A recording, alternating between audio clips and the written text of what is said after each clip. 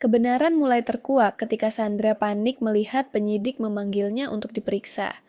Ia mulai gelisah dan mencoba menghapus semua pesan di ponselnya, namun terlambat.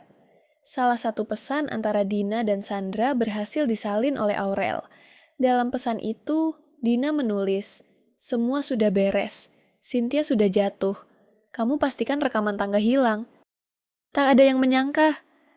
Di balik jatuhnya Bu Cynthia dari tangga malam itu, ternyata bukan sekadar kecelakaan. Di balik semua kepanikan dan air mata, tersembunyi rahasia kelam yang akhirnya menyeret dua nama, Dina dan Sandra, ke dalam jeruji besi. Semua berawal ketika Bu Cynthia ditemukan tak sadarkan diri di dasar tangga rumahnya. Saat itu, semua orang mengira kejadian itu murni kecelakaan. Tapi setelah rekaman CCTV ditemukan dalam keadaan terhapus sebagian, kecurigaan mulai muncul. Aditya, orang pertama yang menolong Bu Cynthia malam itu, justru dijadikan tersangka. Nama baiknya hancur di depan anak-anaknya. Namun di balik layar, Dina dan Sandra justru berpura-pura prihatin. Dina menampilkan wajah sedih dan penyesalan palsu. Sementara, Sandra sibuk memprovokasi orang-orang agar semakin yakin bahwa Aditya bersalah. Tidak ada yang tahu bahwa keduanya telah merencanakan segalanya. Dina adalah otak yang mendorong Bu Cynthia dari tangga, sedangkan Sandra menjadi penghapus jejak yang mengatur agar CCTV terhapus dan arah penyelidikan berubah. Beberapa hari setelah Aditya ditahan, keganjilan mulai terbongkar. Kenzo menemukan bukti sidik jari lain di pagar tangga yang tidak cocok dengan milik Aditya maupun Bu Cynthia. Laporan forensik ini membuat penyidik mulai mempertanyakan ulang kronologi kejadian.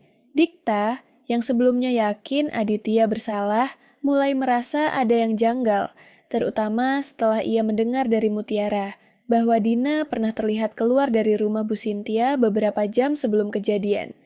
Kebenaran mulai terkuak ketika Sandra panik melihat penyidik memanggilnya untuk diperiksa. Ia mulai gelisah dan mencoba menghapus semua pesan di ponselnya, namun terlambat. Salah satu pesan antara Dina dan Sandra berhasil disalin oleh Aurel. Dalam pesan itu, Dina menulis, "Semua sudah beres. Cynthia sudah jatuh. Kamu pastikan rekaman tangga hilang." Pesan singkat itu menjadi bukti paling mematikan. Polisi langsung bergerak cepat. Dina ditangkap di rumahnya, sementara Sandra mencoba melarikan diri. Tapi pelariannya tak berlangsung lama. Mobilnya dicegat oleh polisi di perbatasan kota. Saat itu, Sandra tak bisa lagi berkata apa-apa.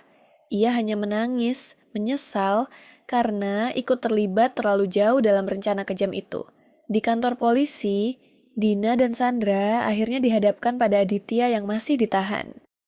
Saat melihat Aditya di balik jeruji, Dina hanya tertunduk. Tapi Sandra langsung berlutut, menangis dan memohon ampun. "Aku gak bermaksud, aku cuma bantu hapus rekaman.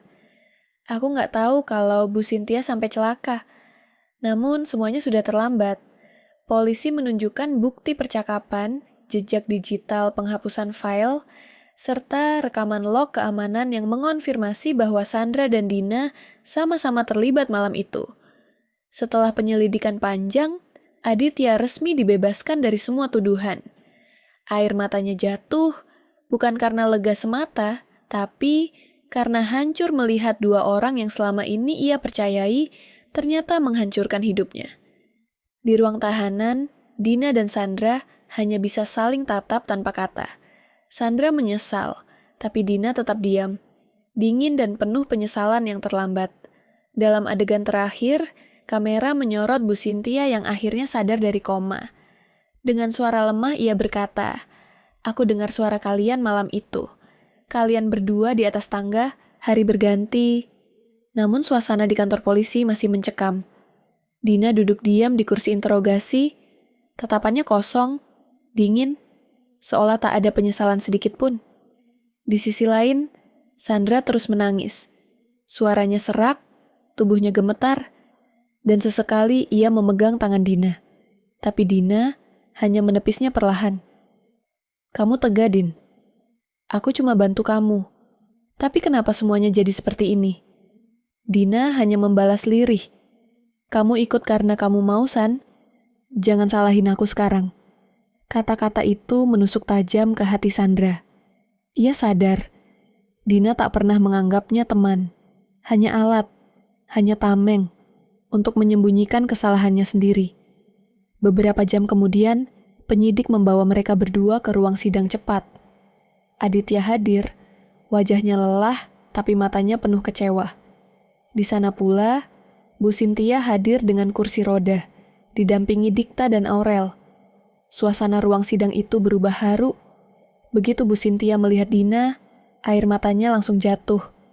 Ia masih lemah, tapi suaranya bergetar penuh luka. Dina, Sandra, kenapa kalian tegah? Aku anggap kalian keluarga. Suara itu membuat seluruh ruangan hening. Sandra langsung menunduk, sementara Dina menahan air matanya, mencoba tetap tegar. Tapi, sorot matanya tak bisa berbohong. Ada penyesalan yang mulai tumbuh. Terlambat, hakim membacakan keputusan. Dina terbukti bersalah melakukan percobaan pembunuhan berencana, dan Sandra terbukti membantu menutupi kejahatan. Detik itu juga, Sandra histeris. Ia berteriak, menangis, memohon agar Bu Cynthia memaafkannya. Tapi Dina tetap diam, hanya menatap lurus ke depan. Saat borgol mulai dipasang di tangannya, barulah air matanya jatuh. Bukan karena takut dipenjara, tapi karena sadar. Hidupnya sudah berakhir. Di luar ruang sidang, wartawan berkerumun. Mereka berebut memotret dua wanita yang dulu dikenal, dekat dengan keluarga Cynthia, kini turun tangga pengadilan dengan seragam tahanan. Kamera menyorot wajah Sandra yang tak berhenti menangis, dan Dina yang hanya berjalan pelan tanpa ekspresi. Suara reporter menggema. Dua wanita terlibat kasus jatuhnya pengusaha sukses Cynthia, kini resmi dijatuhi hukuman penjara. Malamnya, di dalam sel, Sandra duduk termenung. Ia memegang foto Bu Cynthia yang dulu pernah ia simpan. Aku cuma ingin dihargai, aku cuma ingin dianggap. Katanya pelan, suaranya nyaris tak terdengar. Dina yang duduk di pojok sel hanya memejamkan mata. Ia tahu, tidak ada jalan kembali. Semua kesalahannya kini jadi kenyataan pahit yang tak bisa dihapus dengan air mata. Hari demi hari berlalu, sementara itu Bu Cynthia perlahan pulih.